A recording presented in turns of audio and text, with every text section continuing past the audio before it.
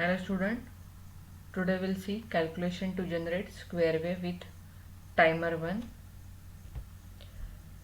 In earlier lecture we have studied control register for timer 0 and timer 1. T1 con is timer 1 control register. We have to configure T1 con register from SFR. We can upload count value into T1 con register. RD16, if it is 1 then it use 16 bit data. If it is 0 then it will break this count into 88 bits. Unimplemented, that's why I taken as a 0. Then T1 CK,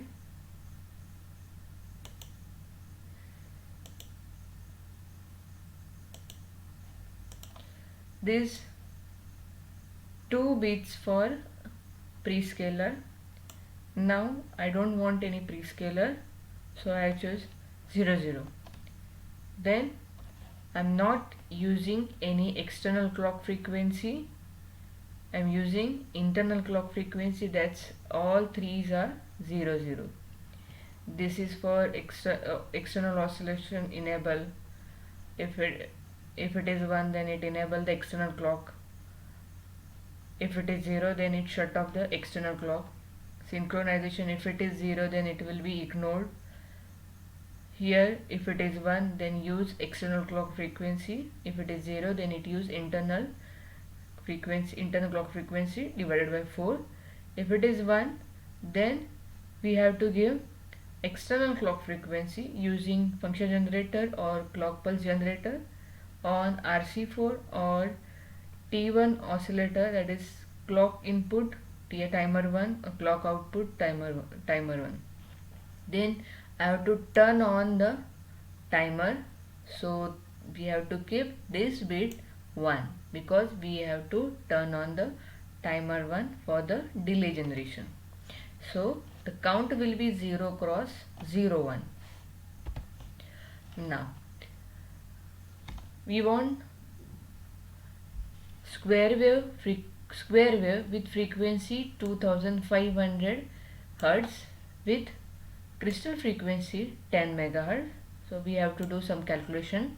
F oscillator is equal to 10 megahertz divided by 4. Why 4? Because the machine cycles are 4.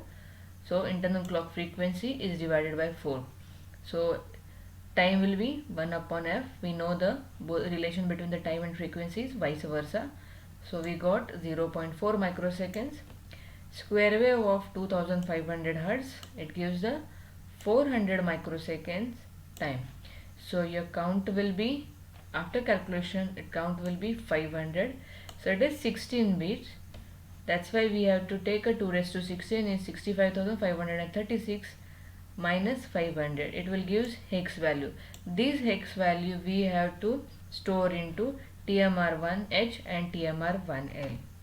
Now we will see C language program. Now I want to show the square wave on port B first pin. Port B first pin. So I have to define one variable port B bits dot RB1. Now our main program will start.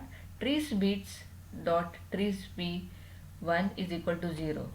What is mean by it? I already explained that if you are assigning 0, that means that port or pin single bit will be output. You are assigning it is as a output. You can interface LED or you can see on oscilloscope the square wave generation. Then I want continuous square wave. So the while 1 is continuous looping. Now my bit is toggle with 1, it gives with time delay. Here it called function T1 delay. In T1 delay function I have to write down a subroutine. In that subroutine we have to call this T1 con as a 16 bit without prescaler, so count will be 0 1. So earlier we have already calculated these two count. Then now I have to turn on the timer. In earlier lecture I have explained that in this register, in this SFRs, each bit is bit addressable. Single bit we can set or reset. Here I have set this bit, turn on the timer. Now while PIR1 bits.tmr1if, this bit from PIR1 interrupt register, this bit is from PIR1 interrupt register.